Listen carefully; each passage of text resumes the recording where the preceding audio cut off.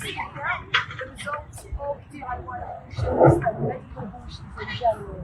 495 women attending hospital every month.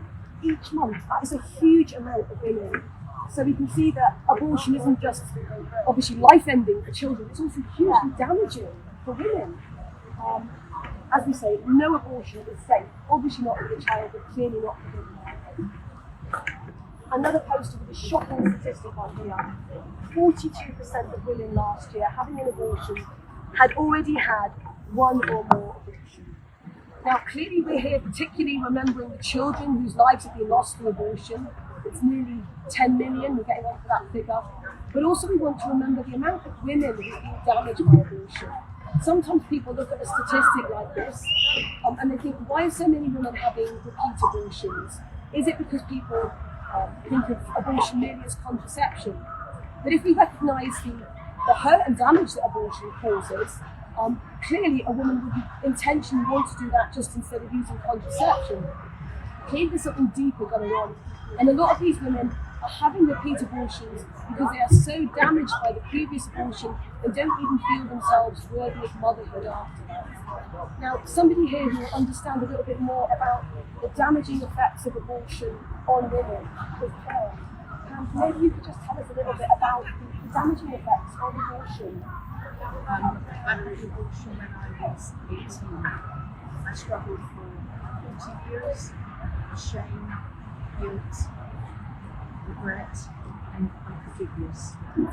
I walked around as though there was a dark cloud over my head all the time. Eventually, I was invited to attend a Rachel's Vineyard retreat, and on that retreat, I experienced God's healing, His mercy, His forgiveness. So much so that the next morning, when I was getting ready for the day, I looked in the mirror and saw that I had blue eyes.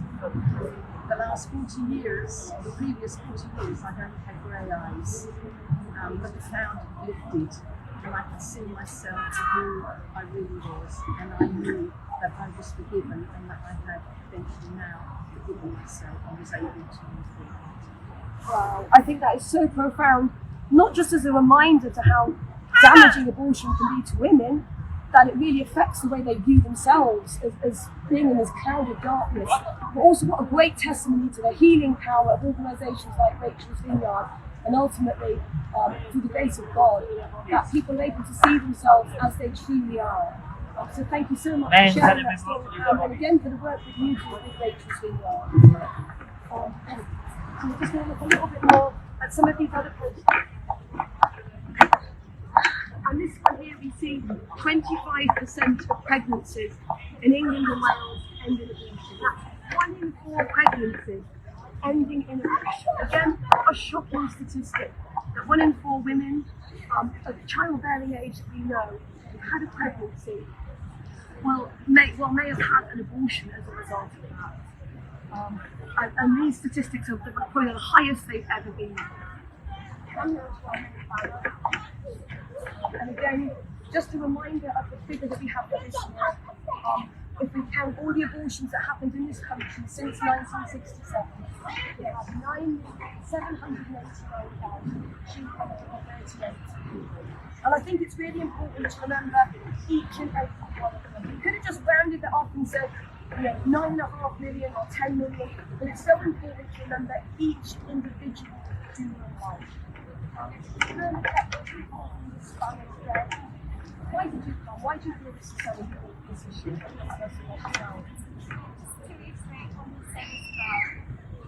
Every single life is a repeat and gifted from God. And as a young woman, there are increasing pressures and ideologies. Young women can be victims to fertility is a gift from God, and each woman who is conceived is called to be a mother, whether physical or spiritual. So I'm here today just to pray for the little gift for these babies, and find the truth that we'll meet together in heaven. So praise God. Thank you, Bernadette. I know Bernadette's somebody who has helped outside abortion centres, run campaigns outside abortion centres, helping women to have a real choice. A young man here, Paul, you're holding this on this day, Paul. This is probably quite countercultural for somebody of your age. Why do you think you want to come out today to hold this family as part of this display? Yeah, so I came today because almost no one knows the significance of 27th October. In the previous week, while I was discussing with people what I was doing, almost nobody knew the significance of this day. Almost nobody knows how many lives have been legally ended in this country. I came here today because I think that people need to know this. And I just hope that I can be a part of in my own life and people walking past. Anybody else who needs to know but doesn't, I hope I can be a part of helping to raise awareness. Absolutely, yeah. This is a really important part of public witness, is just to create that awareness of the amount of abortions, what abortion actually is, what the reality of that is, what the result of abortion is. And one of the really sad results of this abortion law, and this is something that I think is the saddest of the sad, 90% of babies in the UK diagnosed with Down syndrome are aborted. Every abortion, as I say, is a tragedy. This, I just feel, is a particular disaster. Now, Ella, I know you particularly wanted to hold this poster today. Can you just tell us why you wanted to hold this poster? I do, Isabel. So my brother was David, and my brother had Down syndrome, and he died on the 1st of December last year. So he lived until the age of 61, which is really beautiful. So one of the reasons I'm here today is because he was a son, he was a brother, he was a cousin, he was a nephew, he was a human being, he was an angel sent from God. He really, really shocked me. Thank you so much today. I didn't actually realise it's done by to my heart, which is very, very shocking. I didn't know that. So I put photographs. And I put that photograph because, as I said, he's the face of an angel, and it really shocked me every single day. It was what's wrong? They sent to teach us things. They sent to teach us these beautiful lessons. And yes, so we're very blessed to have in our life. But the tragedy is 90% don't get to be. The newspaper around Wittenberg and England, they're sent to beauty and peace and gentleness. And that's what it is to share this life. What a beautiful testimony to life of your brother. Thank you so much, Ella. And I know Ella was just telling me how brother was the best man at your wedding, wasn't he? Yeah. You think of the many beautiful things that people with Down syndrome bring to this world, just like the rest of us. So many gifts that they come with that remain unpacked so often because they are rooted in the field. So thank you so much for holding this poster. A beautiful testimony to your brother's life. Thank you. Another shocking statistic we have here. In the UK, it's legal to abort a child with cleft palate up till birth. Like people with Down syndrome, these children can be aborted right up to the moment of birth. Yet we sometimes pride ourselves on how we care about people with disabilities. And of course, this applies for pretty much all disabilities in the room. Any child with a disability in the room can be aborted right up until birth. Now, Aurelia, I know this is something that you want to do. You're a mother of a child with a disability. How does this make you feel, this law?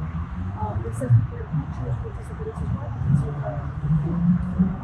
I think it is quite unfair because a child with disability, just like any other child, they don't have to justify why they should be alive or not be alive just because they are differently able. They should be given equal rights as just as any other child. When you're pregnant, the mother will just give birth. So as a mom with a child who is differently able, that's just a differently able ability. But they're still just like any other children, and they shouldn't be killed. Their life shouldn't be ended because they still have got a life, and they bring us joy and love in our life.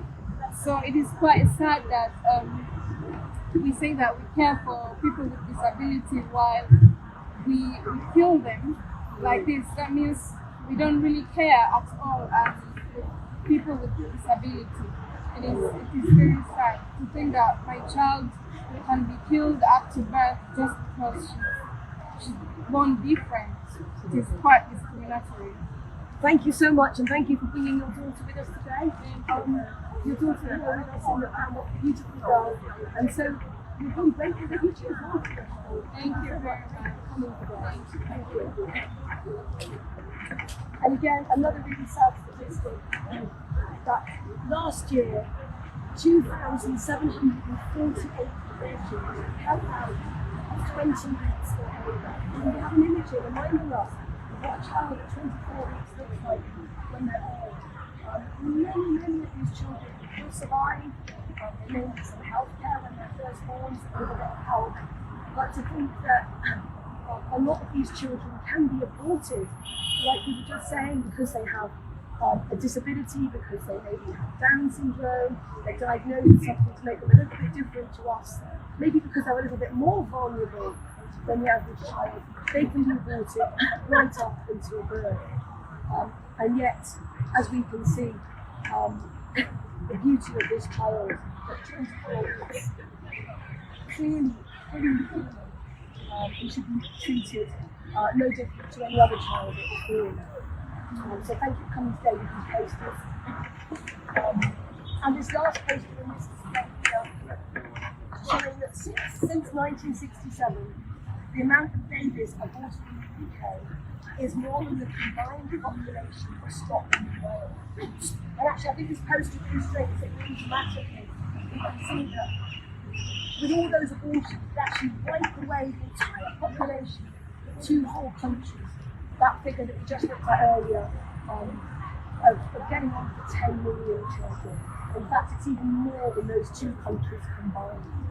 Now, holding this poster, we have Claire McCulloch from the Good Parenting Network. Claire, when we look at this figure, as I say, getting on for 10 million, 2 populations worth of both Wales and Scotland, we can feel quite overwhelmed by this figure and almost sort of despairing at the task ahead of us. How do you respond to people who maybe do feel overwhelmed at the task ahead of us?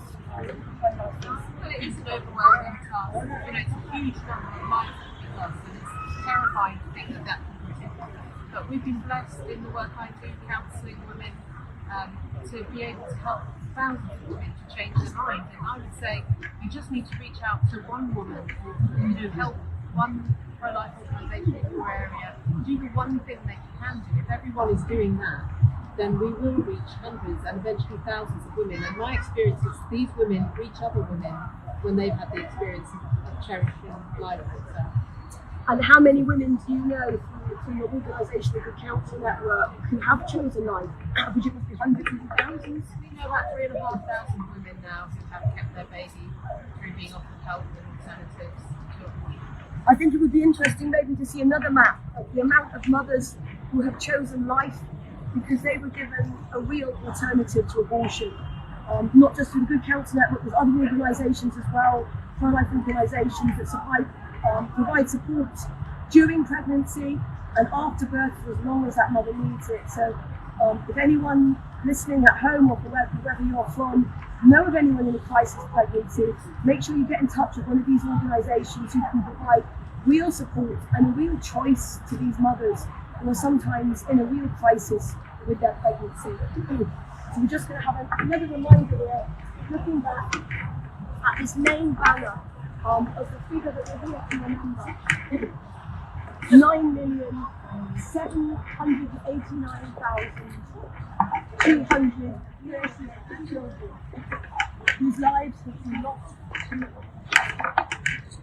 And behind this main banner, you can see standing now Bishop John Sherrington, a Catholic bishop representing Cardinal Vincent Nichols, who has come from the Archdiocese of Westminster, and also Bishop John Keenan representing Scottish bishops, who's come all the way from Scotland today just to stand here as a witness to the value of every single one of these lives. Maybe we can just quickly go over.